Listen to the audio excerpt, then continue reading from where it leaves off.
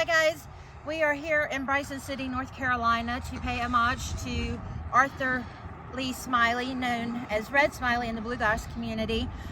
We are actually standing in the middle of DeHart Cemetery where he is buried, and we are going to go find his grave, and we'll tell you a little bit about him on the way, so let's go.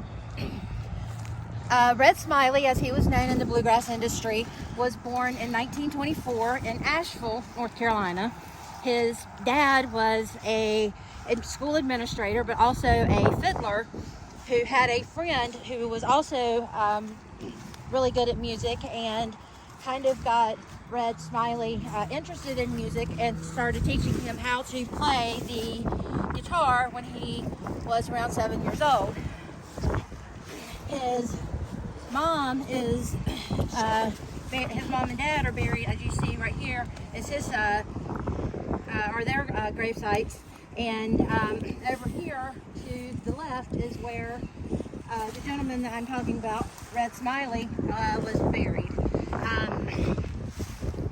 In the late 30s, he began playing on the radio at WROL in Knoxville in the late 30s, and then when he got old enough, 1943, he joined the military.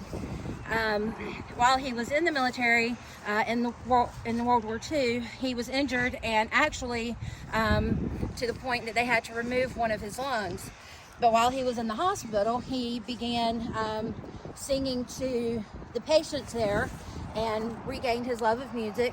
And once discharged, he came back to the States and started working as a diesel mechanic, because that's what he did while he was in the war. During that time, he played shows in Knoxville and Nashville, and just really began to get into the bluegrass industry, and that's where he got really into learning more and more about the music and how to play, and getting more well known within the community. He never actually worked with Bill Monroe himself, but he worked with others who had worked with Bill Monroe on Grand Ole Opry. In 1952 is when he's really started to get his feet wet. He met a gentleman by the name of Don Reno, and they started recording music together. And during that time, they recorded a record in Cincinnati, and they kind of went their separate ways because they weren't expecting things to happen. But between 1953 and 1954, that record started selling really well, and so they came back together, formed the group Reno and Smiley, and toured together.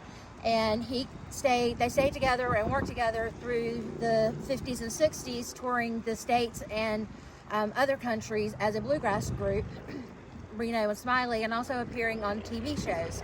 They had their own television show too. They did have their own television show, Reno and Smiley, and they also did a Saturday morning show called Top of the Morning.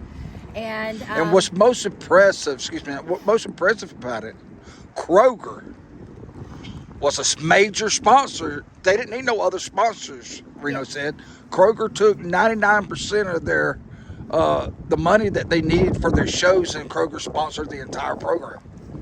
And sponsored the program, sponsored their touring. During that time, about 1968 or so, I think it was, Red decided that they would kind of, go their separate ways.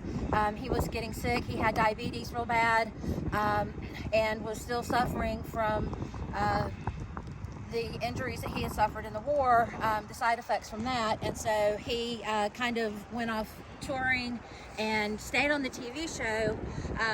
But right before he passed away in 1972, they got back together and did some more concerts, and just kind of toured around the country a little bit more. While on the road in Philadelphia, Red had contracted the flu. There was a flu epidemic in 1972, and he contracted the flu, and complicated with his diabetes and his war injuries, he succumbed to his the illness and passed away, and was buried here in DeHart Cemetery in Bryson City. Posthumously, as I stated before, in 1992 he was inducted into the International Bluegrass Hall of Fame. You can go on YouTube, download it if you don't, which I'm hoping if you're watching this and you've already downloaded it, but go on YouTube, look up Red Smiley, look up Reno and Smiley, and listen to their music. One of their more famous records, I believe, was The Bible Is My Roadmap. That's one of their more popular songs. Another one is Just a Rose Will Do. So just go and look at their music and listen to their music, and you can read more about it online. But that is just a little bit about one of the beginning players of the bluegrass industry. A.L., as he was called by people in his hometown, lived a very happy life. He had children. He had, he was married. His wife, Gladys, passed away just not too long after he did, 1975. And so he enjoyed music. He loved bluegrass. And he tried to get into the country music, the more modern country music in the late 60s, early 70s, but his bluegrass roots just kind of stuck to him, and that's where he stayed.